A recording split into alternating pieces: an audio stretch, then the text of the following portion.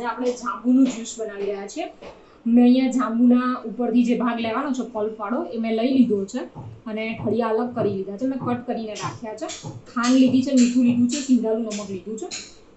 સૌથી મહત્વની વસ્તુ છે કે આપણે આને સૌથી પહેલાં મિક્સરમાં ક્રશ કરી લઈશું, મીઠું એડ કરી દઈશું અને ખાંડ એડ કરી દઈશું।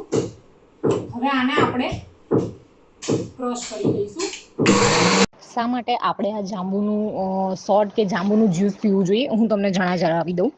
Antioxidant, iron, calcium, potassium, vitamin વગેરે એમાં ખૂબ જ સારી માત્રામાં હોય છે તથા એના ઠળિયા ડાયાબિટીસના પેશન્ટ માટે ખૂબ સારા છે અને નાના બાળકથી માંડી અને વડીલો સુધી બધા જ આ જાંબુનું ફળ લઈ શકે છે અને જાંબુની તાસીર ઠંડી છે, કફ શ્વાસની તકલીફોમાં પણ મદદરૂપ છે અને ગરમી થઈ હોય તો ગરમી પણ અટકે છે જાંબુ ખાવાથી। હાડકાં મજબૂત થાય છે, ઇમ્યુનિટી વધે છે, પાચનમાં હલકા છે અને દાંતોની મજબૂતી પણ વધારે છે અને મોંની અંદર કે ક્યાંય ચાંદા પડ્યા હોય તો એ પણ દૂર થાય છે અને પથરી જેવા રોગોમાં ખૂબ જ ફાયદાકારક છે અને પ્રેગ્નન્ટ લેડી માટે પણ આ જાંબુ ફાયદાકારક છે એટલે એ પણ ખાઈ શકે છે।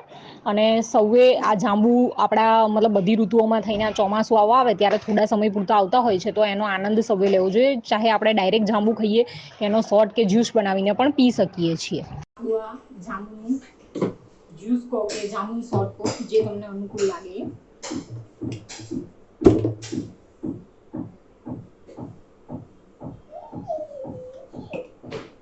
જોઈ શકો છો તમે। આને આપણે ગ્લાસમાં લેતા પહેલા આ ગ્લાસને આપણે પાણીમાં બોળી દઈશું અને પછી આને મીઠાની અંદર, કારણ કે જાંબુની સાથે મીઠું બહુ જ સરસ લાગશે। તમે સિંધાલું નમક લઈ શકો છો, કંઈ પણ લઈ શકો છો, તમે જોઈ શકો છો।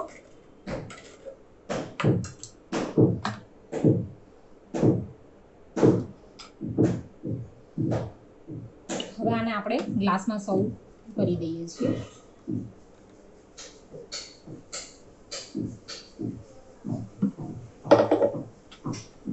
રેડી છે આપણું આ જાંબુનું જ્યુસ કહો કે જાંબુનું શોર્ટ કહો। તમે જોઈ શકો છો કેટલો ટેસ્ટી દેખાય છે। તો ચોમાસાની સિઝન પ્રમાણે જાંબુ ખૂબ જ સારા મળે છે તો જાંબુ લઈને આ રીતે આપણે જ્યુસ બનાવીને પીશું તો ખૂબ સરસ લાગશે અને આપણી હેલ્થ માટે બી બહુ જ સારું છે। આના બહુ બધા બેનિફિટ બી છે તો જાંબુના સિઝન પ્રમાણે આપણે સૌએ ખાવા જોઈએ।